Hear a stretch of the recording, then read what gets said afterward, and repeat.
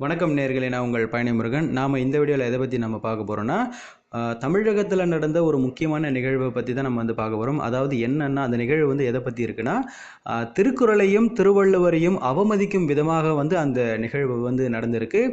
அதை பற்றி தான் நம்ம முழு தகவலை இந்த வீடியோவில் நம்ம பார்க்க போகிறோம்.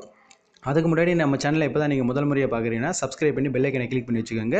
இந்த வீடியோ ஸ்கிப் பண்ணாமல் பாருங்கள். ஸ்கிப் பண்ணாமல் பார்த்து முடிச்ச பிறகு இந்த வீடியோ உங்களுக்கு பிடிச்சிருந்தா இந்த வீடியோக்கு ஒரு லைக் கொடுத்துட்டு நம்ம சேனலை சப்ஸ்கிரைப் பண்ணி பெல் ஐக்கனை கிளிக் பண்ணி வச்சுக்கோங்க. இப்போ நேரடியாக நம்ம வீடியோக்குள்ள போகலாம். என்னென்னா, இந்த ஜூலை மாதம் கடந்த 13ஆம் தேதி ஆளுநர் மாளிகையில் தேசிய மருத்துவ தினத்தை முன்னிட்டு ஒரு நிகழ்வு நடந்திருக்கு. ஆளுநர் தலைமையில் அந்த இந்த தேசிய மருத்துவ தினத்தை முன்னிட்டு நடந்த நிகழ்வினுடைய பெயர் என்னென்னா, ஆளுநரின் எண்ணி துணிக மருத்துவ ஆளுமைகளுடன் கலந்துரையாடல் அப்படின்னு சொல்லிட்டு அந்த நிகழ்வு பேர் வச்சுருக்காங்க.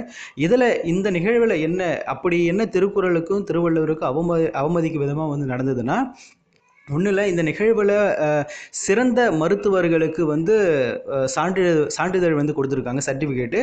அந்த சர்டிஃபிகேட்டில் பார்த்தீங்கன்னா, திருக்குறளில், அதாவது திருக்குறள் 1330 திருக்குறள் இருக்குதுன்னு தமிழகத்துக்கு உலகத்துக்கே தெரியும். அப்படி இருக்கிற வகையில் அந்த சர்டிஃபிகேட்டில் இந்த திருக்குறள் பட்டியலில் இல்லாத ஒரு ஒரு ஒரு 2 வரியை திருக்குறள்னு சொல்லி அச்சிட்டு அது கீழே திருக்குறள்னு மென்ஷன் பண்ணி அந்த திருக்குறள் எத்தனையாவது இடத்துல இருக்குது, அதாவது அந்த திருக்குறளுடைய எண்ணிக்கை நம்பர் எண்ணு போட்டிருக்காங்க.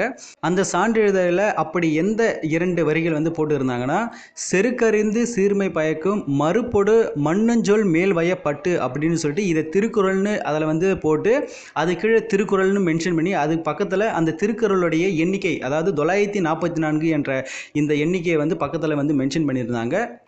இது உண்மையா இல்லையான்னு சொல்லிட்டு என்கிட்ட திருக்குறள் புக்கு இப்போதைக்கு என்கிட்ட இல்லை. அதனால் நான் இணையதளத்து மூலிமா நான் தேடி பார்த்தேன். அந்த எண்ணிக்கையில் வேறொரு திருக்குறள் தான் காண்பிக்கிறதோடு அந்த பர்டிகுலர் அவங்க அந்த சர்டிஃபிகேட்டில் மென்ஷன் பண்ண திருக்குறள் கிடையாது.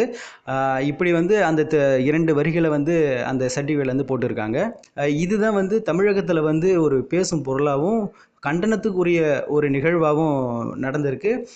இந்த நிகழ்வில் முதல்ல ஆளுநர் எதை பற்றி பேசியிருக்காருன்னா, கொரோனாவில் நடந்த இந்த மருத்துவர்களுடைய சிறப்பான பணியை பற்றி பேசியிருக்காரு. பேசியிருந்த பிறகு அப்புறமேட்டுக்கு இந்த இந்தியாவினுடைய மருத்துவ முறை பார்த்திங்கன்னா, மருத்துவ முறை வாழ்க்கையில் பார்த்திங்கன்னா, மக்களுக்கு 100 வயது கடந்த ஆண்டுகள்லாம் இருந்தது.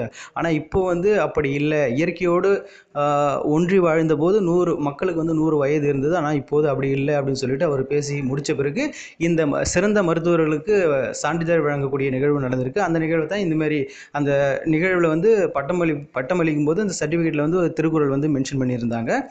இதுதான் பேசும் பொருளாக மாறி இருக்கு. இதை பற்றி தமிழ் அறிஞர்களும் தமிழ் ஆர்வலர்களும், முக்கியமாக திருக்குறள் ஆர்வலர்களும் பார்த்திங்கன்னா ஒரு கண்டனத்தை முன் வச்சுருக்காங்க. தமிழக அளவில் பார்த்திங்கன்னா எல்லோரும் இதற்கு எதிர்ப்பு தெரிவிச்சிருக்காங்க. இதை பற்றி தமிழ் ஓய்வு பெற்ற தமிழ் ஆசிரியர் ஒருத்தர் வெற்றிவேல்னு என்று ஒருத்தர் என்ன சொல்லியிருக்காருன்னா, அவர் திருக்குறள் எந்த நேரத்தில் எப்படி கேட்டாலும் அவர் சொல்லுவேன்னு சொல்லியிருக்காரு. அப்படிப்பட்ட அவர் திருக்குறள் மீது ஆர்வம் இருந்ததுனால மாணவர்களுக்கு வெறும் 10 திருக்குறள் மட்டும் படிக்காமல் அதோடைய அர்த்தங்களை முழுமையாக மாணவர்களை உட்கார வச்சு சொல்லிக் கொடுப்பது தான் என்னுடைய முழு பணியாக இருந்தது அப்படின்னு சொல்லிட்டு, திருக்குறள் நம்மளுடைய வாழ்க்கையில் எவ்வளோ ஒரு தாக்கத்தை ஏற்படுத்தும் அப்படின்னு சொல்லிட்டு அவர் மென்ஷன் பண்ணி சொல்லியிருக்கிறாரு. அப்படிப்பட்ட அவர் திருக்குறள் பற்றி யாராவது தவறாக பேசினாலும் அவங்கள அதை கோபப்பட்டுவாருன்னு சொல்லியிருக்காரு.